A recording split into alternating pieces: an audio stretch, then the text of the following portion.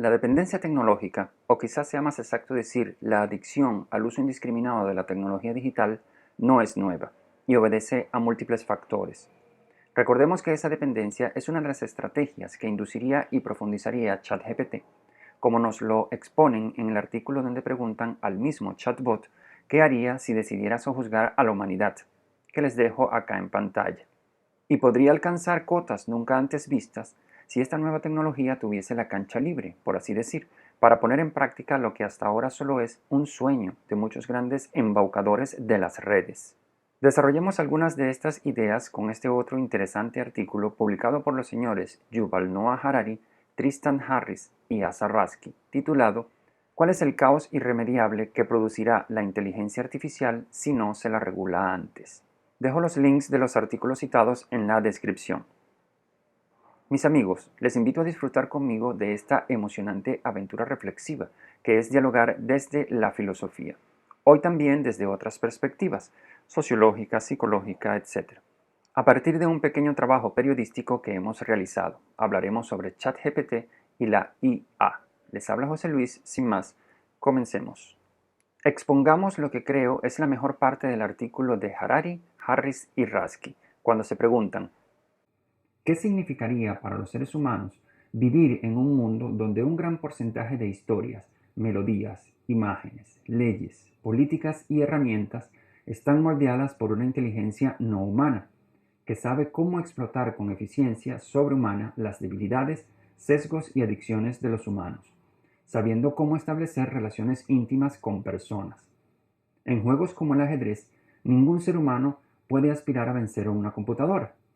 ¿Qué sucede cuando ocurre lo mismo en el arte, la política o la religión? Concentrémonos en esta frase. Un gran porcentaje de historias, melodías, imágenes, leyes, políticas y herramientas están moldeadas por una inteligencia no humana. La pregunta es, ¿cómo es posible que una inteligencia artificial pueda lograr semejante propósito? La respuesta es intuitivamente fácil de entender, por lo que solo aclararemos algunos matices importantes. Hay acá varios supuestos que podrían verse como algo inocente, pero que son los que han dado pie a la posibilidad de moldear las historias, melodías, imágenes, etc., por una inteligencia no humana. Lo primero que debemos decir es que, como constatan los autores citados, los seres humanos estamos envueltos en nuestra cultura. El ser humano no puede concebirse, ni tan siquiera puede vivir sin cultura. Es su característica más propia. Esto es de perogrullo. Pero lo que sí es interesante recalcar, aunque también es muy obvio y quizás por eso mismo lo olvidamos, los bloques, si se pueden llamar así, con los que construimos la cultura y la transmitimos son las sensaciones y los canales sensitivos. Las primeras transitan por estos canales, por los canales de nuestros 5 sentidos. Estamos hablando de sensaciones visuales, sonidos, texturas, sabores y olores, y agreguemos en mayúscula también palabras. Medítenlo un ratito y se darán cuenta que sin estas sensaciones no puede haber en absoluto comunicación y por lo tanto cultura. Las palabras son sonidos articulados, estructurados. La persona que veo ante mí, por ejemplo, es una percepción, o sea, una imagen visual directa de ella, o en otras palabras, un conjunto estructurado, ordenado, de sensaciones visuales que llamamos percepción, colores y formas que cambian dependiendo de la intensidad de la luz proyectada, de la distancia y ángulo con que se observa, en fin, una imagen que se nos presenta de ella. Una foto es también una imagen visual, una percepción. Otra vez, sensaciones estructuradas, siempre menos vívidas, claro, pero que pueden llegar a ser muy realistas. Finalmente, un video concentra y estructura todos estos elementos sensibles y los pone en movimiento, con profundo realismo, o con una dramatización que nos detiene y nos deja absortos. La comunicación, los discursos más apasionados, los más conmovedores, los que nos ponen en movimiento, comienzan por los canales sensitivos. Que sepamos, la telepatía y otras formas de comunicación que no pasan por los canales sensitivos son hasta ahora especulaciones, o por lo menos hechos de difícil comprobación. El único medio que tenemos con los demás seres humanos, ese por donde comienza nuestra comunicación, es el conjunto de canales sensitivos, los sentidos. Aunque como vemos, no bastan las sensaciones, hay que articularlas. convertirlas en percepciones, en historias, en mundo. Y esta articulación, estructuración de las sensaciones es justamente la cultura. Quiero decir, las formas de las imágenes, el volumen y altura de los sonidos, el relieve de las texturas, la intensidad y combinación de los colores, olores, sabores, aunque lo es más propiamente cuando estos contenidos provienen de hechos humanos, de labores humanas, y luego los ponemos en palabras, en relatos, en historias, en fin, los hacemos mundo. Lo que constatan los autores citados es que esta cultura, que como he tratado de dejar entendido, se reduce a sensaciones estructuradas que transmiten algún sentido por todos captable, esta cultura, hasta ahora, la habían creado y reproducido los mismos seres humanos. Era el mismo ser humano quien había creado y transmitido su cultura, hasta ahora. Pero todo lamentablemente se pudo desvirtuar con la digitalización de la vida. No nos referimos únicamente al hecho de que nos hemos vuelto adictos al consumo de contenidos que encontramos por las redes sociales y otros canales digitales, o digamos mejor, al que somos expuestos y bombardeados. No nos referimos a eso. Nos referimos a un hecho más básico, más literal, y por el cual es posible manipular los bloques de la cultura, como los hemos llamado antes, para crear esa adicción al consumo de contenidos digitales. Hemos digitalizado las imágenes, los sonidos, las palabras, literalmente hablando. Las hemos convertido en ceros y en unos, en lenguaje de máquina, en algoritmos. Y no nos sorprendamos de intentos por digitalizar también las texturas, los olores y los sabores. Sí, señor.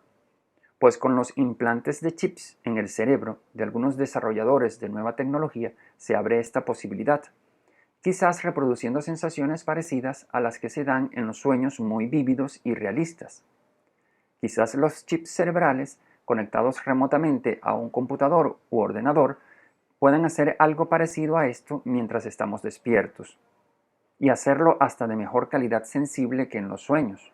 Pero dejemos estas especulaciones. Los autores que ahora estamos tratando hacen esta interesante observación. Durante miles de años, los humanos hemos vivido dentro de los sueños de otros humanos.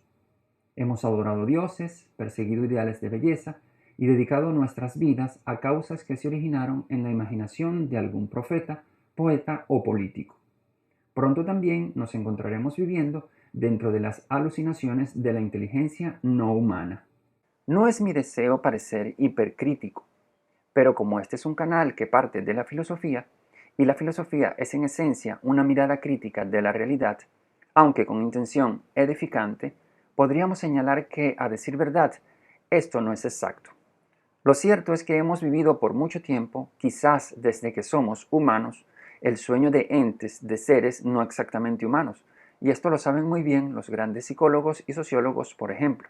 Porque las estructuras sociales y psicológicas en realidad nos desbordan y no son del todo moldeables por la cultura, o al menos no está claro que lo sean del todo.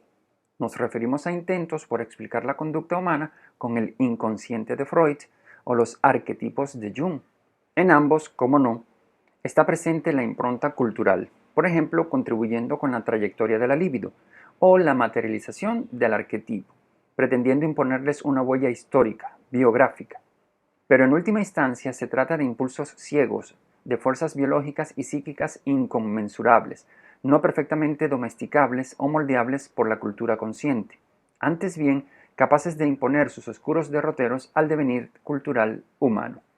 Otro ejemplo lo constituyen las relaciones sociales que se explican con mecanismos estructurales que escapan al control humano, como lo hace al extremo Niklas Luhmann y otros estructuralistas. Lo único nuevo con la IA quizás está en que se nos hace más patente, más entendible por todos esta posibilidad. Y quizás también por la horrenda imagen en la que es inevitable pensar de un personaje alucinante y grotesco creado por nosotros mismos, que se escapa de nuestro control y a su vez nos controla a nosotros con inaudita crueldad. A menor pero inquietante escala es algo que ya viene pasando, como señalan los autores con estas palabras que ahora les cito. Si bien es muy primitivo, la IA detrás de las redes sociales fue suficiente para crear una cortina de ilusiones que aumentó la polarización social, socavó nuestra salud mental y deshizo la democracia. Millones de personas han confundido estas ilusiones con la realidad. Estados Unidos tiene la mejor tecnología informática de la historia, pero los ciudadanos estadounidenses ya no pueden ponerse de acuerdo sobre quién ganó las elecciones. Y esto lo leo con el trasfondo de una imagen generada con IA, ya muy conocida por todos. Y cierro el artículo de estos autores con estas palabras suyas. Hemos convocado una inteligencia alienígena. No sabemos mucho al respecto, excepto que es extremadamente poderosa y nos ofrece regalos deslumbrantes, pero también podría hackear los cimientos de nuestra civilización. Ciertamente, estas palabras de este artículo no dejan de tener un cierto sabor apocalíptico. Pero lo inquietante es que muchas de las cosas señaladas podrían tornarse reales, pues como hemos tratado de argumentar, hemos servido en bandeja de plata las claves fundamentales del desarrollo humano a la IA. Mis amigos, muchas gracias por llegar hasta el final de esta reflexión, dialogando con Hack y este servidor desde la filosofía.